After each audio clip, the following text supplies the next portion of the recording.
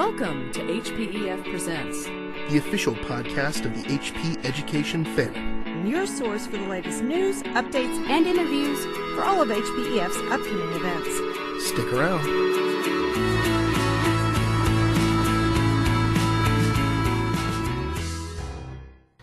Hey folks, it's Will here. Welcome to episode 5 of HPEF Presents, the official podcast of the HP Education Fandom. I'm Aziza. And on this episode today, we've got actually 2 interviews for you, which is why this intro is going to be really, really short. The first is with Team Starkid, who brought you a Very Potter musical. They're going to be at Infinitus, performing in some way, shape, or form. We can't reveal a whole lot of details yet, but they'll be at Infinitus, and I'm it's guessing awesome. finger puppets. There we go. Exactly. We had a little bit of an audio issue in the middle of it, and we're able to finish it off using Skype on the iPhone, which is like the coolest interview ever. I couldn't believe we were doing it with iPhones and recording it. That was pretty neat. And next episode, we'll do it with tinfoil hats and screen cans. And it'll sound even better. Right, exactly. We'll go low-tech. Exactly. Sick of summer and this waiting around. Man, it's September, so I'm skipping this town. Hey, it's no mystery, there's nothing here for me now. I gotta get back to Hogwarts. I gotta get back to school. I gotta get myself to Hogwarts, where everyone thinks I'm cool. Back to witches and wizards and magical beasts, to goblins and ghosts and to magical feasts. It's all that I love and it's all that I need at Hogwarts. Hogwarts, I think I'm going back. I'm here with Nick and Darren, who some of you may know from a Very Potter musical, and who are collectively known as StarKid. Welcome to the show, guys. Hey. Hello. How are you? Hey, I'm good. How are you guys doing? Swell. We're doing pretty good. Awesome. Are you guys recovering from Azkatraz? I know that was your first taste of a PotterCon, so what did you guys think? Oh my god. Oh yeah. Novel. It was pretty a pretty wonderful experience. This is Nick talking, by the way. Nice, yeah. This is Darren talking, so if you have some kind of trouble distinguishing between voices, I don't know what to say. Yeah. I hope not. If you've seen a Very Potter musical, then you should know the difference between their voices, but... Oh yeah. Cool. Well, Yeah. you'll know Darren's voice. Just putting that out there before we go through the whole interview. Nice. Yeah. Yeah. All right, so what did you guys think of Azkatraz? I know that you guys, it was your first Potter conference. You had performed a little bit there. I know you guys were at the ball, and you got to perform for a huge fan base there. Was that shocking to see how many people were, like, total fans? Yeah, it was pretty shocking. It was weird seeing that people knew the words to the songs, and like the people that went to Azkatraz, there's me, Nick, Darren went, Matt Lang, the director of the show and one of the writers, And Nick's brother. Yeah, he's also my brother. Brian Holden, the other writer, AJ Holmes, who also wrote music for the show. Mm-hmm. Was he there or no? No, AJ wasn't there. AJ didn't. AJ there. couldn't make it, but Joey Richter, who played Ron, was there. Dylan Saunders, who was Dumbledore, was there as well. Dylan and I grew up together in San Francisco, so he works in San Francisco. So I was just going home for the weekend, which was great. And we hadn't seen like everyone all together for a while, so it was fun for all of us to kind of come back together and sing the songs that we all like. And then it was weird that people knew who we were and were asking for pictures and stuff. Yeah. And we were like, are you sure you want a picture of me? Yeah. If you knew who we were, I don't know if you'd want a picture of us. But, That's funny.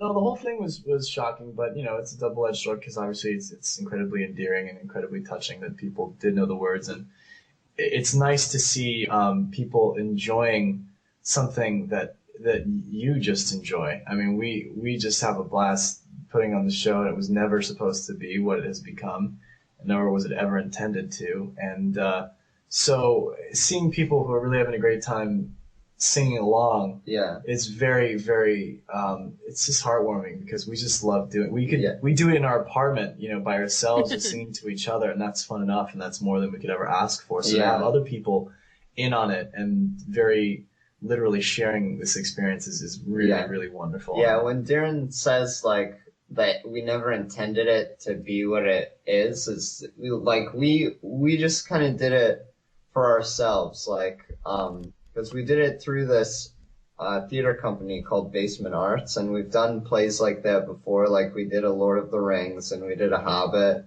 and it's kind of like, sometimes we film the plays just for ourselves so that the actors in it can watch them. Right. But this time we were like, some of the actors, we can't really get a hold of them and send them a DVD. Let's put it up on YouTube so that the entire cast can watch it whenever they want to. And then it just so happened that all of these people started to watch it. And it's just really flattering and wonderful that everybody enjoyed it as much as we did. And so it's a real pleasant surprise what it's become. Yeah, everything about it. And we're really thankful that it has become what it has. And we're really thankful for the fans. They're like so nice and so wonderful.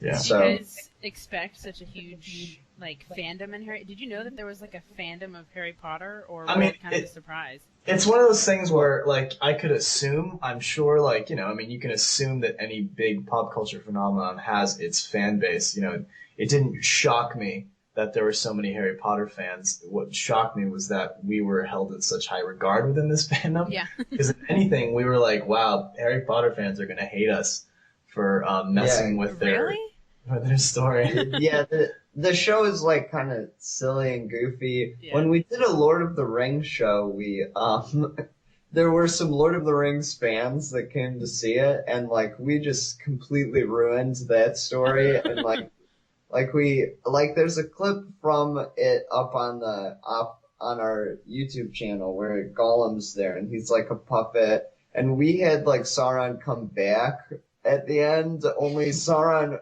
when he came back, because he had the ring, he was invisible, and he was a giant, and the only thing that you saw of him was his giant sneakers. So we had like these huge cardboard sneakers that came on stage at the end.